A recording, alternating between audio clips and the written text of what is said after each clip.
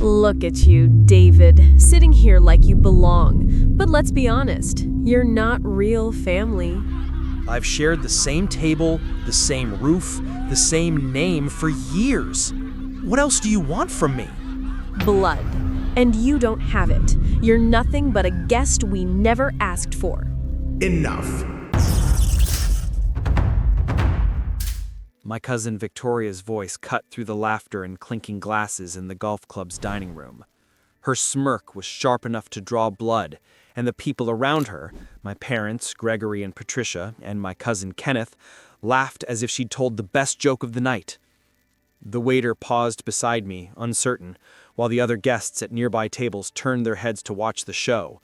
For them, it was just another evening in a luxurious restaurant. For me, it was a spotlight of humiliation. My name is David Prescott. I'm 27 years old, and for as long as I can remember, I've been treated as the shadow in a family that only valued appearances, status, and money. Victoria leaned back in her chair, swirling her wine as if she owned the place. Kenneth, sitting beside her in a designer suit paid for by his father, slapped the table, laughing harder than he needed to.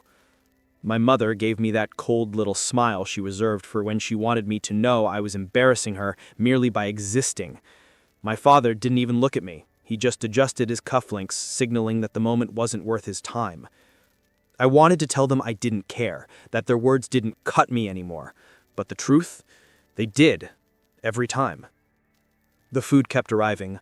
Oysters, lobster tails, expensive steaks, and bottles of wine so rare I couldn't pronounce the labels.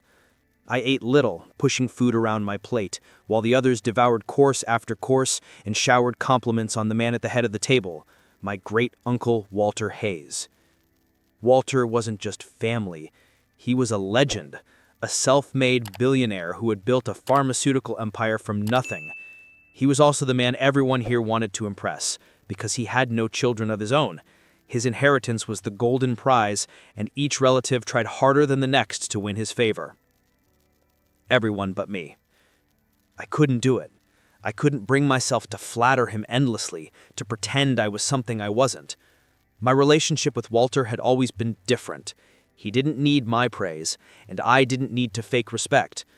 I spoke to him honestly, sometimes bluntly, and he always seemed to appreciate that. But tonight, I wasn't sure where he stood.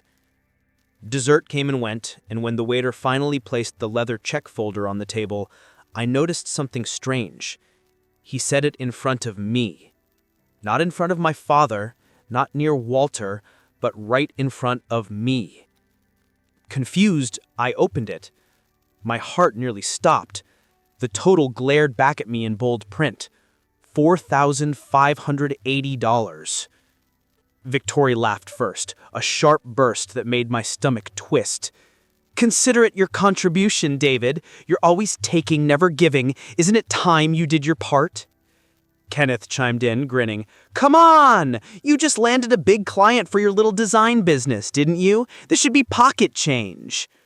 My hands trembled. That contract was worth $50,000, yes, spread over 6 months and already eaten by expenses, rent, and loans. This dinner would erase what little safety I had. I looked at my parents, silently begging for even the smallest sign of support. My mother waved her hand dismissively. Don't be dramatic, David. Pay the bill. Every muscle in my body screamed to protest, but the words stuck in my throat. My credit card felt like a stone in my pocket as I placed it on the tray. The waiter whisked it away, and humiliation burned through me hotter than the wine sliding down their throats.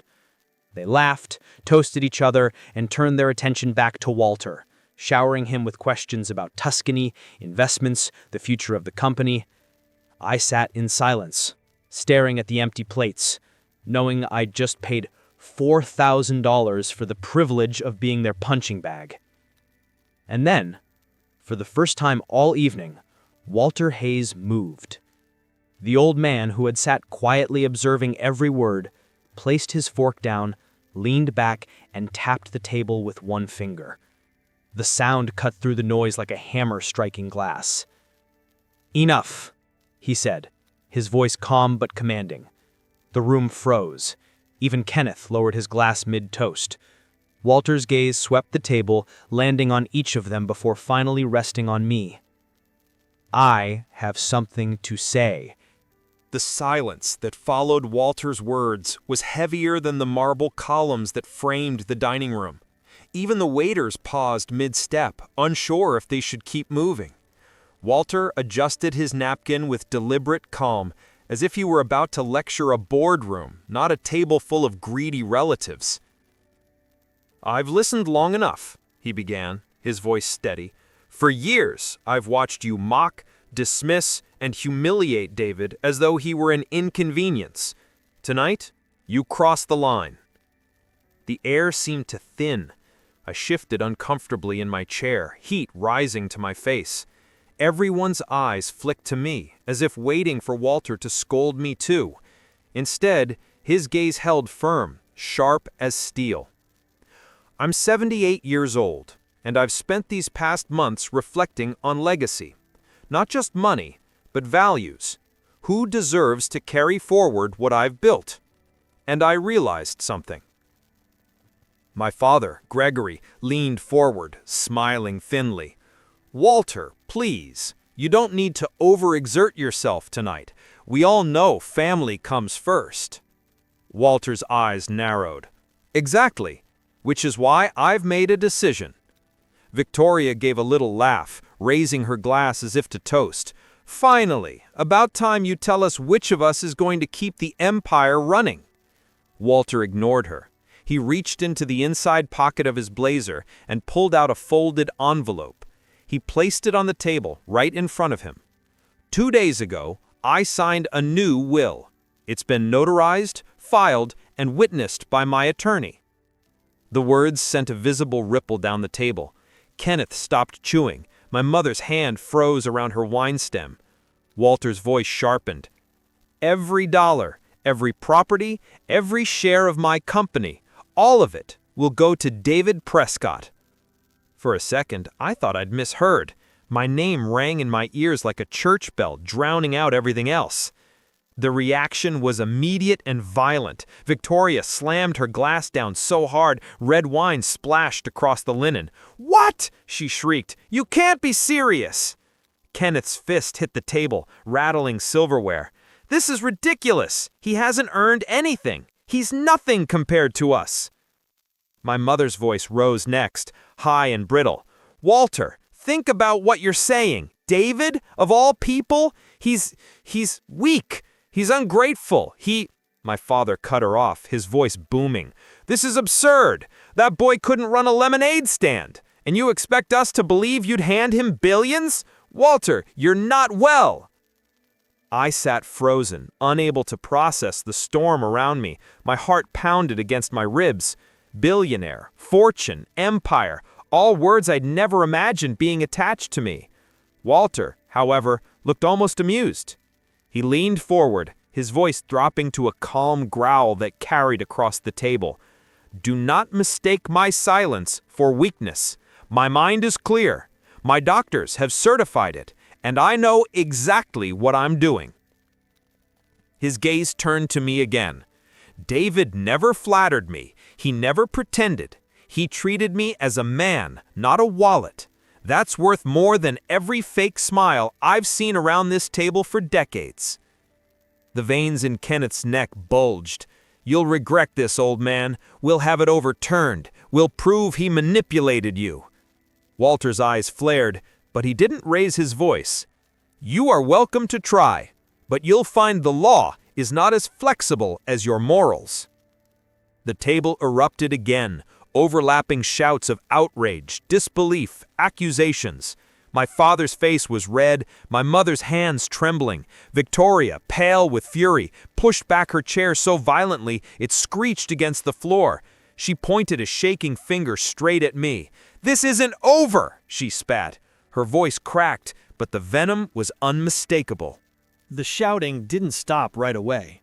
Even after Victoria's outburst, my family buzzed like a nest of hornets, voices overlapping, words sharp and poisonous. I wanted to disappear into my chair, but Walter's hand rose slightly, palm outward.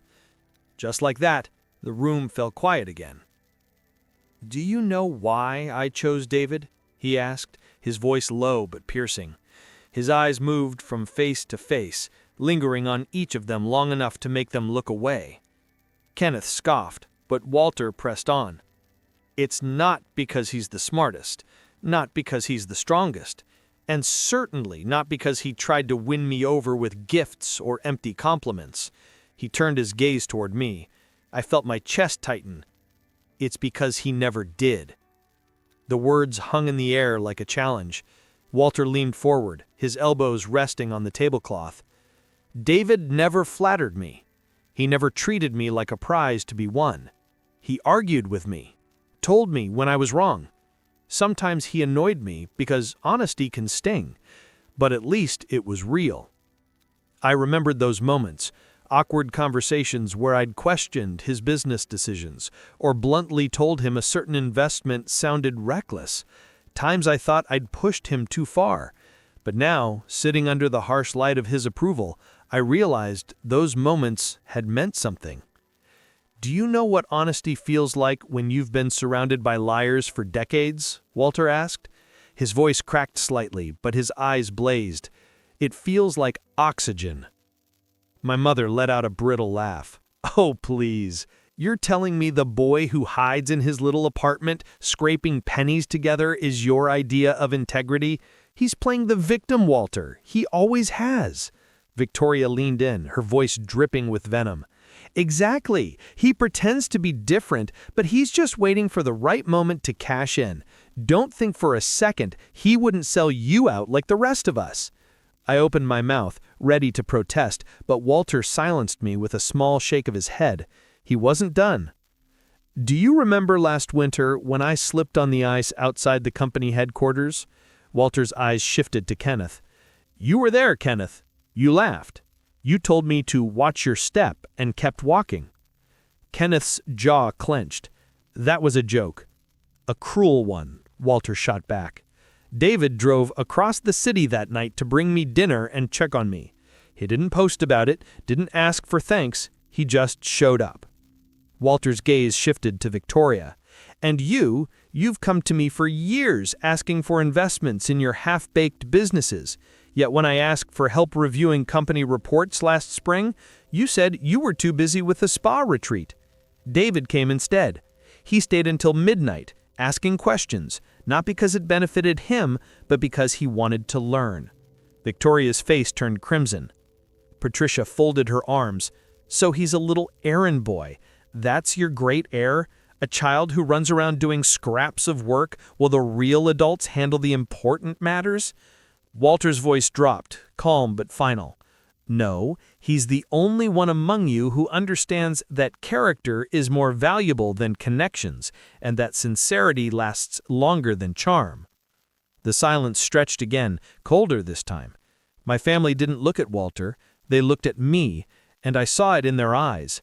Contempt sharpened into something darker, resentment, hatred. My father leaned close to my mother, his voice low, almost a growl. I shouldn't have been able to hear it over the clinking of glasses and the hushed murmurs around us, but I did. "If we can't control Walter, we'll destroy David." After the storm at the table, I barely tasted the rest of my water. My parents' voices echoed in my ears, my cousin's scorn still stung, but my eyes drifted toward the only person in the world who made me feel steady, Emily. She wasn't there that night, of course. She never came to these family dinners. They wouldn't have allowed it. But just the thought of her grounded me. Emily Carter. She worked in accounting at Hayes Pharmaceuticals, Walter's company. The first time we met, I'd been delivering some paperwork for Walter, nothing glamorous. She was at her desk, glasses perched on her nose, hair tied back in a neat bun. She looked up, smiled politely, and asked if I needed help. She didn't know who I was then.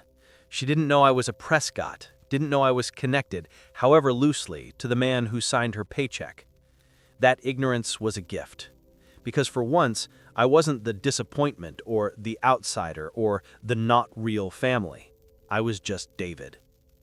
We started talking over coffee breaks. We laughed about ridiculous expense reports, swapped stories about bad bosses we'd both endured in other jobs. By the time I asked her out, It felt less like a leap and more like gravity doing its work. But when my family found out, the claws came out.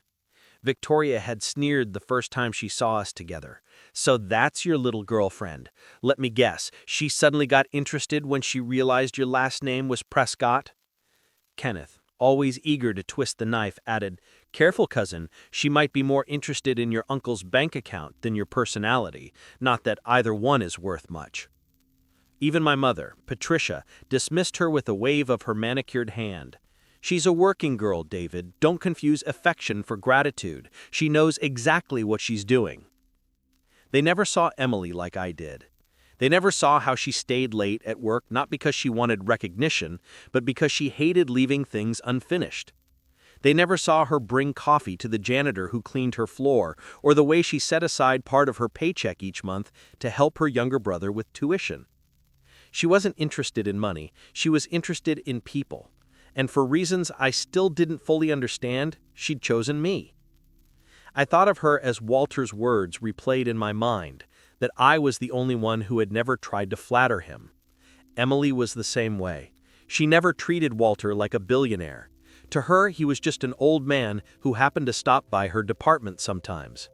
She asked him questions, teased him gently, and offered him the same respect she gave everyone else.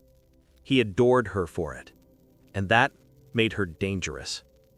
Because now, with the will revealed, the family's eyes weren't just on me, they were on her. "She's part of this," Victoria hissed across the table, her finger jabbing the air as if Emily were standing there. "Don't you see? It all makes sense. He met her at the company and together they decided to worm their way in. She's been playing the long game." Kenneth nodded vigorously. "Exactly. No way David could pull this off alone. He's too spineless. She's the one whispering in his ear, manipulating Walter through him." My father leaned forward, his voice cold. "If the courts don't listen to us, the public will. Do you think the board will trust a man tied to some office girl accused of scheming billions out of his boss?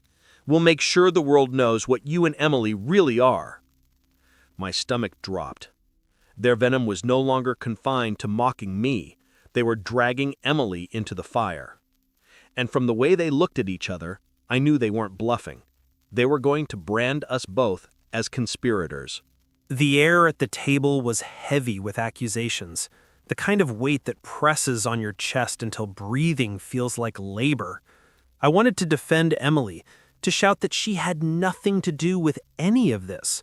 But before I could, Walter's hand rose again, steady as stone. "Enough," he said. His voice wasn't loud, but it carried, silencing every whisper of venom. His eyes moved slowly from one face to another. "You think David manipulated me? That this girl tricked me? You fools know nothing." His words sliced through the tension. My cousins leaned forward, eager to argue. My parents shifted, already preparing new defenses. But Walter didn't give them the chance. "Do you remember 3 years ago," he said, his gaze fixed on them, "when I started complaining about chest pains?" My mother frowned. "You said it was indigestion." "You told me to drink water and lie down," Walter replied, his tone sharp. "And Kenneth," he pointed at my cousin, "you laughed and said I was finally showing my age. Not one of you suggested I see a doctor. Not one of you cared enough to look deeper." He paused, and his eyes settled on me. "Except him." Heat flushed my face. My family's glares burned into me, but Walter pressed on. "David wouldn't let it go. He came to my house with printouts, with articles, with research he'd done online. He sat across from me night after night, insisting I get checked. He wouldn't stop until I agreed." I remembered those evenings vividly. Walter sitting stiffly in his armchair, rolling his eyes, while I listed possible conditions. Angina, arterial blockage, arrhythmia.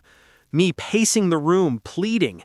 "It could be nothing, but what if it's not? Please, go." Finally, he'd sighed and relented, promising to see a doctor if only to quiet me down. A week later, the cardiologist confirmed it. A major arterial blockage. Walter's voice trembled now, though his eyes stayed firm. "The surgeon told me if I had waited even a few more weeks, I might not be alive. David didn't just care enough to nag me, he saved my life." The words landed like stones in water, rippling across the table. My family's faces shifted from shock to something uglier: jealousy, resentment. To them, my persistence wasn't love, it was luck, a cruel twist that gave Walter another reason to favor me. Patricia scoffed, her voice sharp with scorn. "So he badgered you into a doctor's appointment? That makes him a saint?" Walter turned to her, his expression carved from iron. "It makes him the only one among you who gave a damn whether I lived or died. Don't twist this. Don't cheapen it." I kept my eyes down, my pulse loud in my ears. I hadn't wanted credit. I hadn't expected thanks. I'd just been scared for him, scared that the one person in this family who saw me more than a burden might be taken away too soon. Walter sat back, folding his hands calmly on the table. "So when you ask why I trust David with everything I've built, remember this: because I already trusted him with my life, and I'm standing here because he didn't fail me." The room was silent except for the faint scrape of Kenneth grinding his teeth. My father's jaw twitched. My mother's fingers tightened around her wineglass until I thought it might shatter. Then Gregory leaned forward, his voice like ice. "You can make speeches all night, Walter, but it won't matter. You think this boy is untouchable? You think a signature and some notarized papers will protect him?" He glanced at Victoria, then at Kenneth, and a cruel smile curved his mouth. Walter raised an eyebrow. "What are you saying?" My father's eyes locked on me. "We're saying this isn't over." The sound came before the words, the sharp slap of a folder hitting the table. A man in a gray suit stepped into the light, his expression professional, detached. One of their lawyers. He slid the folder in front of Walter. "You've been officially notified. The family is contesting the will." The courtroom smelled faintly of wood polish and nerves. Rows of polished benches gleamed under the pale lights, and every seat was full. Reporters filled the back rows, pens poised, cameras flashing whenever one of us so much as breathed too loudly. For my family, this wasn't just a legal battle, it was theater. I sat beside Walter, who looked smaller than usual in his gray suit. Age pressed heavily on his shoulders now, but his eyes were sharp, alert. Emily was behind us, her hand brushing mine every so often, a quiet reminder that I wasn't alone. The judge entered, and the gavel struck. The sound echoed like a cannon. My father's lawyer rose first, a tall man with a voice like a blade. "Your Honor," he began, "we are here today because my clients believe the will signed by Mr. Walter Hayes is invalid. They allege manipulation, coercion, and diminished capacity." The words stung, even though I'd expected them. Coercion, diminished capacity. They were accusing me of twisting Walter's mind, painting him as senile, weak, incapable of making decisions. The lawyer gestured toward Walter. "This man is nearly 80. He has a history of heart trouble, memory lapses, confusion." Walter leaned forward, his voice clear as a bell. "That's a lie." Our attorney, Mr. Sloan, rose calmly. "If it pleases the court, I have here medical documentation from Dr. Sanderson, cardiologist, and Dr. Avery, neurologist. Both examined Mr. Hayes within the past month. Both confirm he is in full command of his faculties." He laid the reports on the bench. The judge skimmed them, nodded once, and said, "Proceed." I exhaled slowly. One hurdle cleared. Then Emily was called. I wanted to object, to shield her from their venom, but there was no stopping it. She stepped up, shoulders square, voice steady. She told the truth. How the Prescotts had treated me since childhood, how they mocked me at dinners, ignored my efforts, and belittled my work. She spoke of the night I paid the $4,000 bill, how the entire family laughed while Walter stayed silent. She didn't embellish. She didn't need to. The cruelty spoke for itself. The courtroom murmured, some reporters scribbling furiously. For a moment, I thought maybe, just maybe, people could see the truth. And then Kenneth's lawyer stood. His smile was thin, practiced. "Ms. Carter, isn't it true that you and Mr. Prescott have benefited financially from this relationship?" Emily frowned. "I work in accounting. My salary is modest, and David—" "Answer the question. Did you not gain financially from your association with Mr. Hayes' heir?" Her lips tightened. "No, I haven't." The lawyer shifted, then turned his eyes on me. "Your Honor, my clients have uncovered disturbing evidence. Mr. Prescott was involved in falsifying client contracts within Hayes Pharmaceuticals. Signatures altered, terms changed, small at first, but enough to raise serious doubts about his integrity." The words dropped like a bomb. Gasps rippled through the courtroom. Reporters scribbled faster. I felt my pulse pound in my ears, my throat tighten. "That's not true," I shouted before I could stop myself. The lawyer smirked. "We have documents to prove it." The judge rapped the gavel. "Order." I turned to Walter, desperate. But even he looked pale, shaken. Emily reached for me, her hand trembling now. In the rows behind, strangers stared with suspicion, their whispers hissing like snakes. For the first time since this nightmare began, I felt the weight of the crowd turn against me. They didn't see me as a grandson wronged. They saw me as a fraud. Then, just as the whispers swelled, Walter pushed against the table. Slowly, painfully, he stood. His hand trembled slightly, but his voice was strong. "I have proof," he said, his eyes locked on the judge, "and I'm not afraid to use it." The courtroom seemed to hold its breath as Walter stood, steadying himself with one hand on the table. For a man nearly 80, every movement carried the weight of decades, but his voice cut clear through the silence. "I have proof," he said again, "proof that it is not David who has lied or stolen, but the very people who sit here pointing fingers." Gasps rippled across the benches. The judge motioned for him to continue. Our attorney, Mr. Sloan, stepped forward, opening a folder. Inside were copies of documents I hadn't even known existed.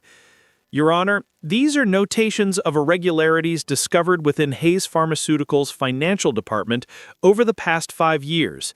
They point not to David Prescott, but to Kenneth and Victoria Prescott." Kenneth's face blanched. Victoria leaned forward, hissing, "What is this nonsense?" Sloan continued, calm and precise. "Bank transfers routed through shell accounts tied to Kenneth Prescott. Luxury purchases made on company credit lines under Victoria's name. And here," he held up a ledger page, "evidence of falsified expense reports submitted to cover personal vacations labeled as corporate retreats." The judge raised his brows. Reporters scribbled furiously. The entire room shifted as if the floor had tilted beneath us. Walter's voice, though strained, carried the final blow. "They tried to paint David as a manipulator, but the truth is simpler. They have leached off my company for years. They wanted more, and when I refused, they turned their knives on the only one who ever showed me honesty." The opposing attorney scrambled. "Your Honor, these documents, this could be fabricated." "Then let us hear from the cardiologist," Sloan interrupted smoothly. The doctor entered, his presence quiet but authoritative.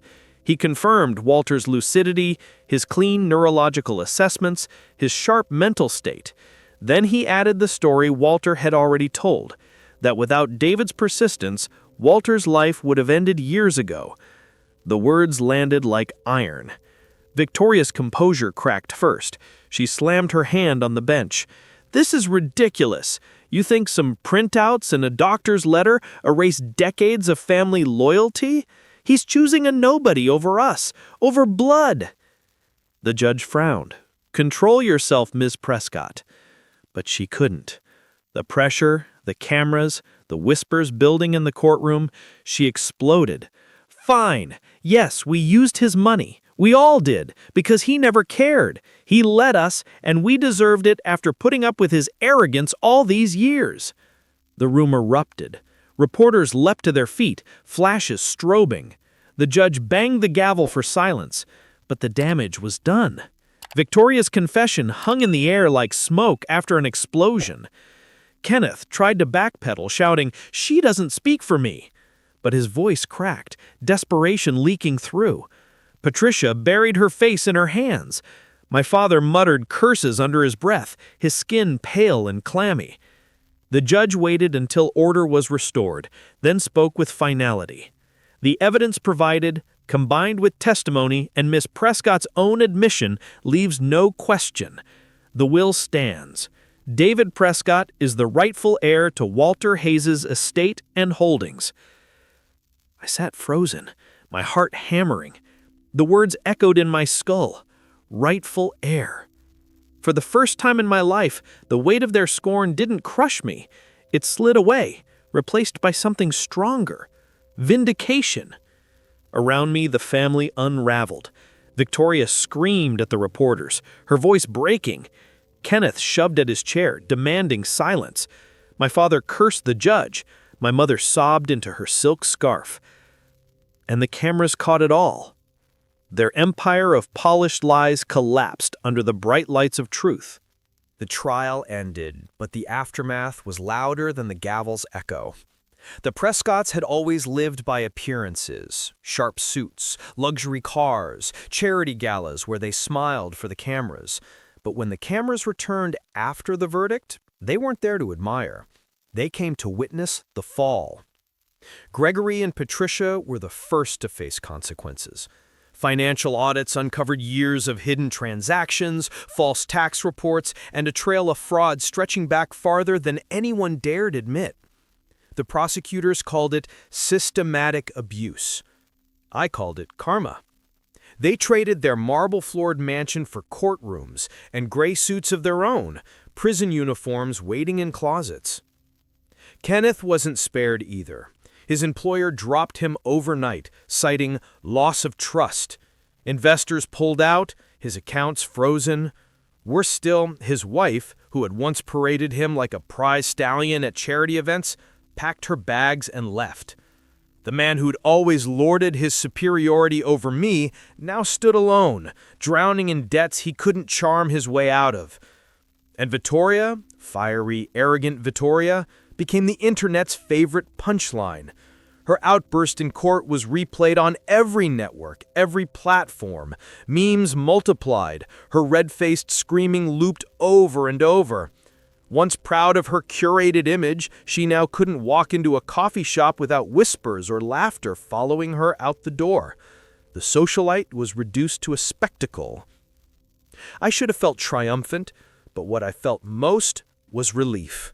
For the first time in years, their shadows no longer pressed down on me. The Prescott name, their version of it, didn't define me anymore. Instead, I carried another name, Hayes. Walter's health declined after the trial, but his spirit seemed lighter, as though he had finally unburdened himself. In his last months, I visited him daily, sometimes with Emily, sometimes alone. We'd talk about everything, business, life, even regrets. He once told me, "Wealth only matters if it outlives you with purpose. Otherwise, it's just dust." When he passed, the grief was sharp, but not bitter. He had trusted me with more than an inheritance. He had trusted me with meaning. With Emily by my side, I stepped into roles I never imagined. Running Hayes Pharmaceuticals wasn't just about profits, it was about people. We restructured, cut out the corruption that had festered under the Prescott's influence, and redirected resources into research. The first major initiative was a foundation in Walter's name, funding treatment, prevention, and education about cardiovascular disease. The same illness that nearly claimed him, the one that I had begged him to treat, would now be fought in his memory. At the opening ceremony, cameras flashed again, but this time I didn't shrink. Emily stood beside me, her hand in mine, her smile steady.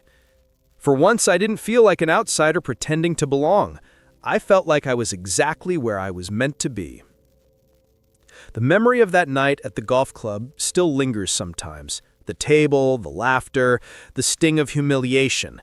The bill, $4,580, a cruel joke they thought would keep me in my place. I still remember sliding my card across the table, my hand shaking, my dignity bleeding out with every dollar. But now, when I think of it, I smile, because that was the night everything changed. They thought they could humiliate me with a dinner bill.